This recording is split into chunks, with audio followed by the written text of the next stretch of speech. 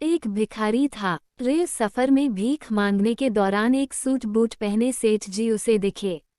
उसने सोचा कि यह व्यक्ति बहुत अमीर लगता है, इससे भीख मांगने पर यह मुझे जरूर अच्छे पैसे देगा। वो उस सेठ से भीख मांगने लगा।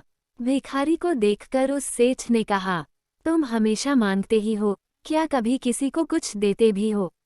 भिखारी बोला, साहब मैं तो भिखारी हूँ, हमेशा लोगों से मांगता ही रहता हूँ, मेरी इतनी औकात कहाँ कि किसी को कुछ दे सकूं।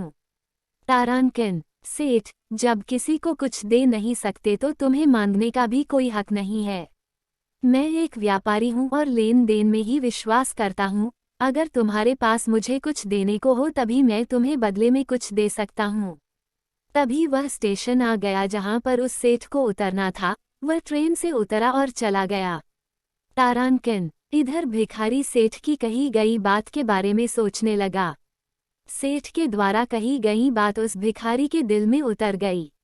वह सोचने लगा कि शायद मुझे भीख में अधिक पैसा इसलिए नहीं मिलता क्योंकि मैं उसके बदले में किसी को कुछ दे नहीं पाता हूँ।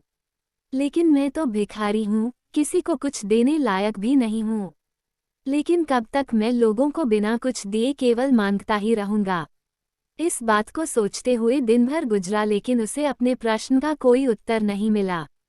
दूसरे दिन जब वह स्टेशन के पास बैठा हुआ था तभी उसकी नज़र कुछ फूलों पर पड़ी जो स्टेशन के आसपास के पौधों पर खिल रहे थे। उसने सोचा, क्यों न मैं लोगों को भीख के बदले कुछ फूल दे दिया करूं। उसको अपना यह विचार अच्छा लगा और उसने वहां से कुछ फूल तोड़ लिए। तारांकिन, वह ट्रेन में भीख मांगने पहुंचा। जब भी कोई उसे भीख देता तो उसके बदले में वह भीख देने वाले को कुछ फूल दे देता। उन फूलों को लोग खुश होकर अपने पास रख लेते थे। अब भिखारी रोज फूल तोड़ता और भीख के बदले में उन फूलों को लोगों में बांट देता था। कुछ ही दिनों में उसने महसूस किया कि अब उसे बहुत अधिक लोग भीख देने लगे हैं। वह स्टेशन के पास के सभी फूलों को तोड़ लाता था। जब तक उसके पास फूल रहते थे तब तक उसे बहुत से लोग भीख देते थे। लेकिन जब फूल बांटते बांटते खत्म हो जाते तो उसे भीख भी नहीं मिलती थी। अब रोज ऐसा ही चलता रहा। तारांकिन, एक दिन जब वह भीख मांग रहा था तो उसने देखा कि वही सेठ ट्रेन में बैठे हैं जिसकी वजह से उसे भीख के बदले फूल देने की प्रेरणा मिली थी। वह तुरंत उस व्यक्ति के पास पहुंच गया और भीख मांगते हुए बोला, आज मेरे पास आपको देने के लिए कुछ फूल हैं, आप मुझे भीख दीजिए, बदले में मैं आपको कुछ फूल दूंगा। तारांकिन, सेठ ने उसे भीख के रूप में कुछ पैसे दे दिए और भिखारी ने कुछ फूल उसे दे दिए। उस सेठ को यह बात बहुत पसंद आई। सेठ, वाह क्या बात है, आज तुम भी मेरी तरह एक व्यापारी बन गए हो। इतना कहकर फूल लेकर वह सेठ स्टेशन पर उतर गया। तारांकिन, लेकिन उस सेठ द्वारा कही गई बात एक बार फिर से उस भिखारी के दिल में उतर गई। वह बार बार उस सेठ के द्वारा कही गई बात के बारे में सोचने लगा और बहुत खुश होने लगा। उसकी आंखें अब चमकने लगी। उसे लगने लगा कि अब उसके हाथ सफलता की वह चाबी लग गई है जिसके द्वारा वह अपने जीवन को बदल सकता है। वह तुरंत ट्रेन से नीचे उतरा और उत्साहित होकर बहुत तेज आवाज में ऊपर आसमान की ओर देखकर बोला, मैं भिखारी नहीं हूँ, मैं तो एक व्यापारी हूँ।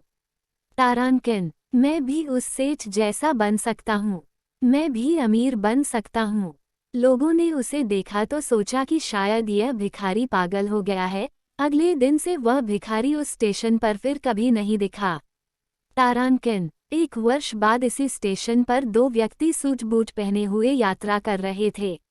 दोनों ने एक दूसरे को देखा तो उनमें से एक ने दूसरे को हाथ जोड़कर प्रणाम किया और कहा, क्या आपने मुझे पहचाना? सेठ, नहीं तो, शायद हम लोग पहली बार मिल रहे हैं।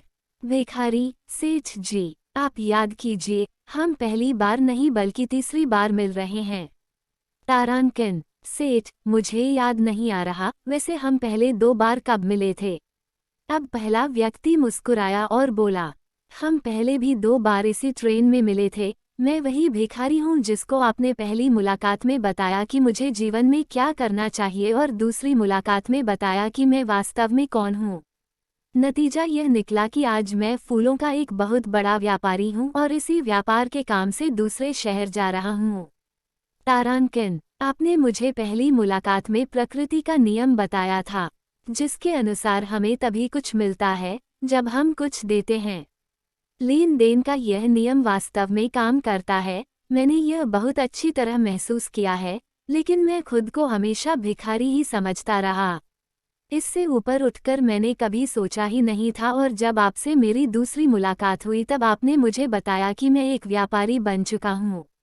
अब मैं समझ चुका था कि मैं वास्तव में एक भिखारी नहीं बल्कि व्यापारी बन चुका हूँ।